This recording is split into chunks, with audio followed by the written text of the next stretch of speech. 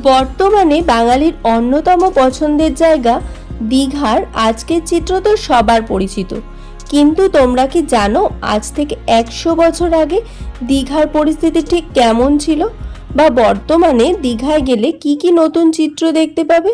হ্যাঁ, সেই নিয়েই আমার আজকের এই ভিডিওটি। আশা করছি তোমাদের ভিডিওটি ভালো লাগবে। মাস কয়েক আগে যখন দীঘায় যাচ্ছিলাম তখন ট্রেনে যেতে যেতে নানান কৌতূহল হচ্ছিল, আর সেই কৌতূহল থেকেই যা যা ইনফরমেশন পেলাম সেইগুলোই আজ তোমাদের সাথে শেয়ার করছি এই ভিডিওর মাধ্যমে। তোমরা কি জানো আজ থেকে 100 বছর আগে মানুষ দীঘায় যেত কিভাবে? আজ থেকে 100 বছর আগে মানুষের কলকাতা থেকে দীঘায় যেতে সময় লাগতো 2 দিন। আজ থেকে 100 বছর আগে দীঘা নামক জায়গাটি আজ সমুদ্রের নিচে।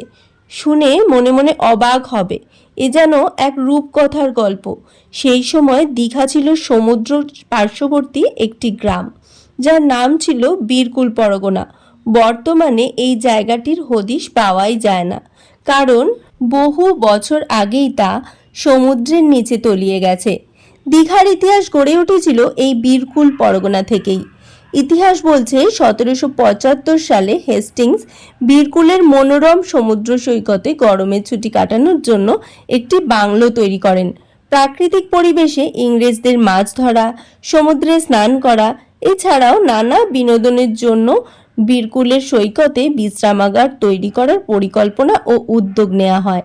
আর এই জায়গাটিকেই হেস্টিংস বলতেন the Brighton of the east.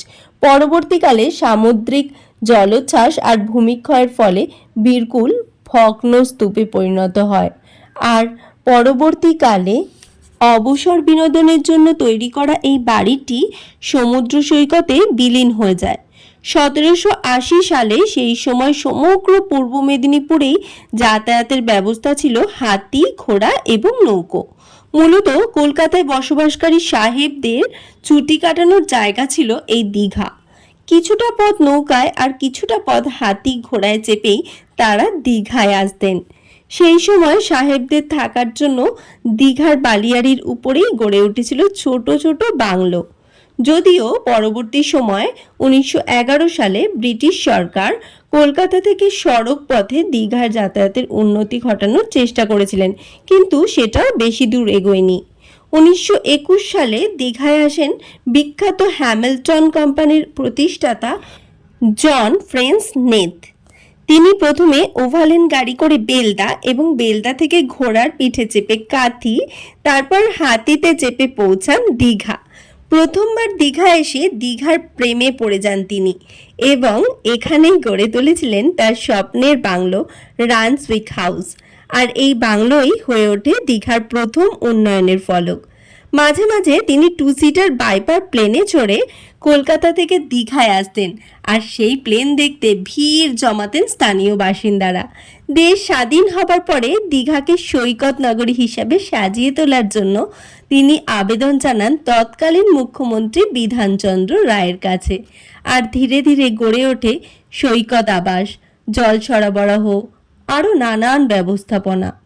1962 সালে বিধানচন্দ্র রায়ের মায়ের নামে অঘোর কামিনী হসপিটাল স্বাস্থ্যকেন্দ্র তৈরি হয় দীঘায়। 1950 সালে খড়গপুর থেকে পিচের রাস্তা গড়ে তোলা হয়। এই সময় দীঘা আসতে গেলে কলকাতা থেকে খড়গপুর ট্রেনে এবং খড়গপুর থেকে বাসে কাঁথি এবং কাঁথি থেকে বাস ধরে আসতে হতো দীঘায়।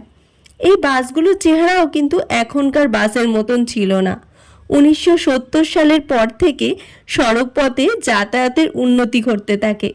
মেচেদার নন্দকুমার থেকে কাঁথি হয়ে সড়ক পথ গড়ে ওঠে, আর যার ফলে দীঘা আর কলকাতার মধ্যে প্রায় 70 কিলোমিটার পর্যন্ত দূরত্ব কমে যায়। চাইলে এখন বেহালা ফ্লাইং ক্লাব থেকে তোমরা হেলিকপ্টারে চেপে দীঘায় পৌঁছে যেতে পারো খুবই কম সময়ের মধ্যে। হাতি ঘোড়ায় চেপে 2 দিনের যাত্রাপথ আজ ট্রেনে বাসে করে কয়েক ঘন্টায় বদলে গিয়েছে।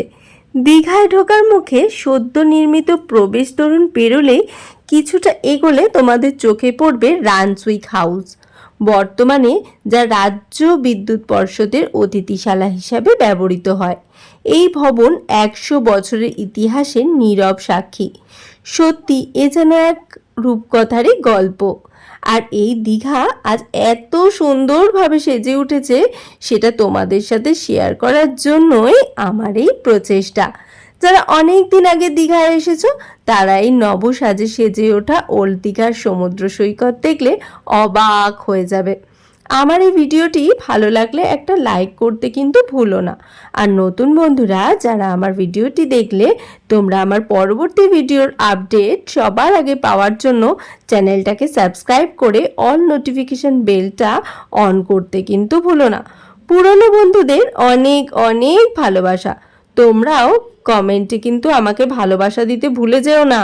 সবাই ভালো থেকো, সবাইকে ভালো রেখো, আর খুব হাসি খুশি থেকো। দেখা হচ্ছে নেক্সট আরেকটা ব্লগে। তাহলে আজকের মতন টাটা।